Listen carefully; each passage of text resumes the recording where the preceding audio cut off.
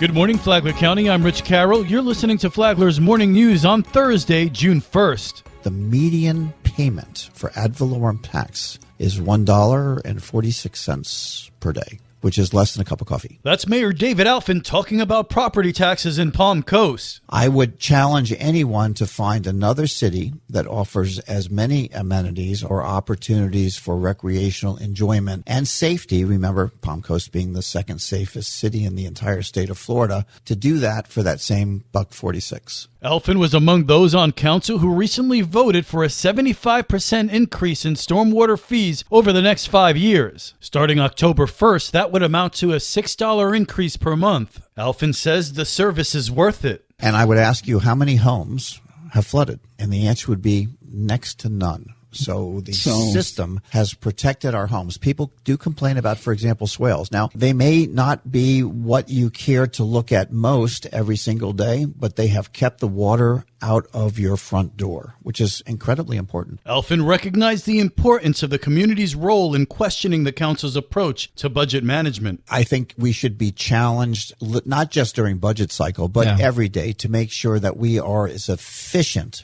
in the use of the taxpayers' pennies every single day. But underlying that theme is the constant request to provide more with less. Vice Mayor Ed Danko and Councilwoman Kathy Heider voted against the fee hike. This local news is a service of Flagler County's Toyota dealer, Beaver Toyota US 1 St. Augustine, here to wow you. Palm Coast has a new residential trash provider. FCC Environmental Services, Inc. is beginning to provide trash and recycling services to the city of Palm Coast. Jacob Bierman is the general manager for FCC Environmental and says he has a passion for the trash business. My mom always tells a story. I would get excited and jump up and down to the picture window in the front of the house to watch the garbage men come by the house. Bierman says services will continue to happen twice per week for trash and once per week for bulk, yard waste, and recycling, with most pickup days remaining the same. Thank you so much for having us. It is a pleasure to be here. We're all super excited to get started, and we are confident everything's going to be nice and smooth with the transition. The residential rate is $32.32 per month and goes into effect today. For Flagler's Morning News, I'm Karen Johnson.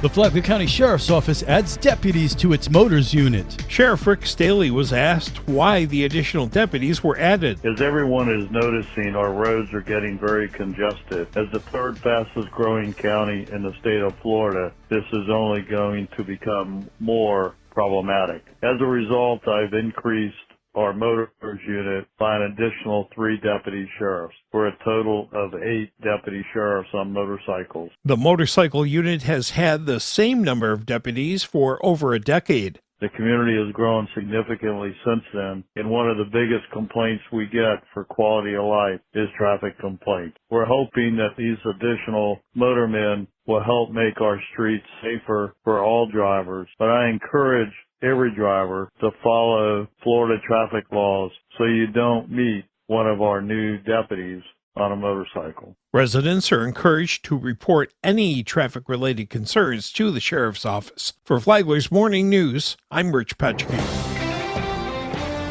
How does an agency that gets tens of thousands of dollars for a program that serves the community all of a sudden get $0? Family Life Center CEO Trish Giacconi said that in the past, the center has received the full request of $50,000 from United Way of Flagler, Volusia counties.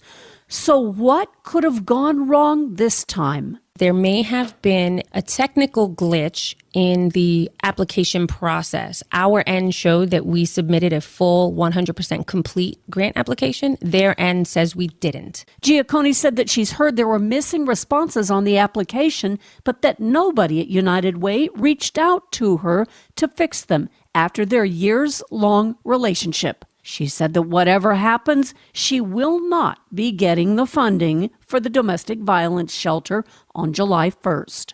The Business Report is on WNZF on Saturday mornings at 10, and it's on the Flagler radio app anytime you want to listen. Tomorrow, what does domestic violence cost? From the WNZF newsroom, I'm Deb Albertson. And now you're up to date on Flagler's Morning News. I'm Rich Carroll.